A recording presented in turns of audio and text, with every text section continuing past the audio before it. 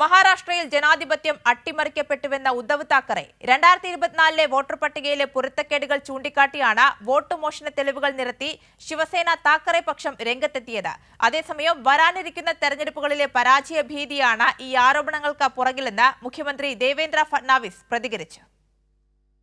ബിജെപിക്കെതിരെ രൂക്ഷ വിമർശനങ്ങൾ ഉയർത്തിയാണ് ശിവസേന യുബിടി മേധാവി ഉദ്ധവ് താക്കറെ രംഗത്തെത്തിയത്. മുനിസിപ്പൽ തെരഞ്ഞെടുപ്പിന് മുന്നോടിയായി വോട്ടർ പട്ടികയിൽ വലിയ തോതിലുള്ള ക്രമക്കേടുകളുണ്ടെന്ന് താക്കറെ ആരോപിച്ചു.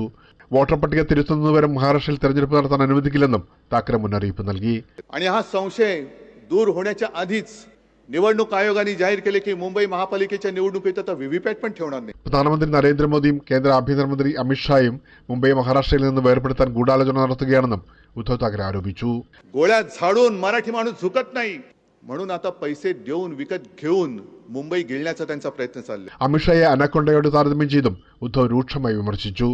മുംബൈയിലെ ബിജെപിയുടെ പുതിയ ഓഫീസിന്റെ ഭൂമി പൂജയ്ക്കായി അമിത്ഷാ വന്നതും ബൈക്കുള മൃഗശാലയിൽ ഒരു അനക്കൊണ്ട എത്തിയതും താരതമ്യം ചെയ്തായിരുന്നു താക്കറെയുടെ വിമർശനം. വർളിയിൽ 19,333 വ്യാജ വോട്ടർമാർ ചേർത്തിട്ടുണ്ടെന്ന് ആദിത്യ താക്കറെ കണക്കുകൾ നിരത്തി തുറന്നുകാട്ടി. നീതിയുക്തമായ തെരഞ്ഞെടുപ്പ് ഉറപ്പാക്കാൻ എല്ലാ പാർട്ടി പ്രവർത്തകരും അവരവരുടെ പ്രദേശങ്ങളിലെ വോട്ടർ പട്ടിക വിശദമായി പരിശോധിക്കുകയും സമാനമായ പൊരുത്തക്കേടുകൾ റിപ്പോർട്ട് ചെയ്യുകയും ചെയ്യണമെന്നും ആദിത്യ ആവശ്യപ്പെട്ടു.